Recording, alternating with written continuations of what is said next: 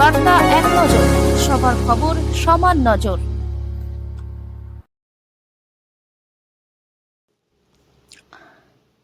রেকিখুড়ে চন্দননগরে সোনার দোকানে চুরি, মাথায় হাত ব্যবসায়ীর। দোকানে চুরির ভয়ে প্রতিদিন গয়না ব্যাগে করে বাড়ি নিয়ে যেতেন, আবার পরের দিন নিয়ে আসতেন। সেই গয়না সমেত ব্যাগ চুরি নিয়ে গেল চোর। চন্দননগর লক্ষ্মীগঞ্জ বাজার লাগোয়া বিচালিপট্টির ঘটনা। রোজকার মতো আজ সোনার দোকান খোলেন দোকানের মালিক তাপস পাল।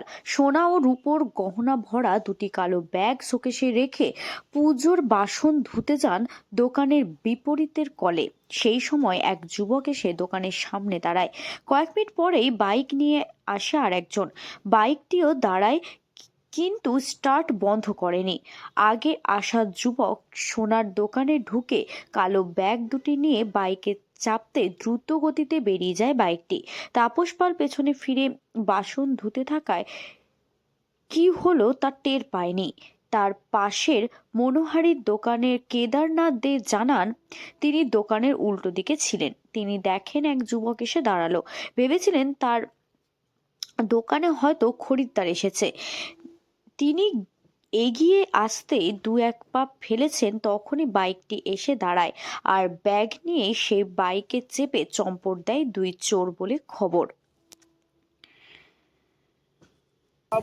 তো হয়েই তো দেখি, এখন ক্যামেরাগুলো দেখি যে পুলিশ সঙ্গে সঙ্গে এসেছে, পুলিশ স্টেপ নিচ্ছে।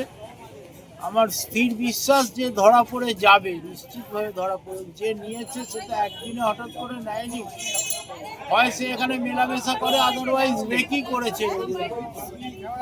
সুতরাং এটা তো আমার বিশ্বাস যেন ধরা পড়ে যাবে। আমাদের পুলিশ খুব অ্যাক্টিভ, এটা ধরা পড়ে যাবে বিশ্বাস। প্রকাশ্য দিবালোকে এটা তো এরকম একটা অদ্ভুত ব্যাপার। অদ্ভুত ব্যাপার তো ঠেকছি আমাদের কাছে। আমি তো বারবার বলছি, এই ধরনের ঘটনা আমাদের এখানে অতীতে কোনোদিন ঘটেনি। এবং এখানে খুব পিসফুলি, এখানে আমাদের খুব শান্তিপ্রিয় জায়গা। সামনেই লক্ষ্মীগঞ্জ বাজার, এত মানুষ। এটাও তো লক্ষ্মীগঞ্জ বাজারের মধ্যেই পড়ছে। বাজার নেই, বাজারের ব্যাক সাইডটা দেখছি আমাদের। তাও অবাক কাণ্ড হয়ে গেল, মানে এরকম হয়তো বাজারের মধ্যে এর আগে সেই ফিনান্সের একটা ডাকাতি হয়েছিল। পুলিশ সেটা সঙ্গে সঙ্গে ব্যবস্থা নিয়েছে। আর আমার বিশ্বাস আমাদের পুলিশ খুব অ্যাক্টিভ। এটা একটা আপনার নামটা? পার্থ।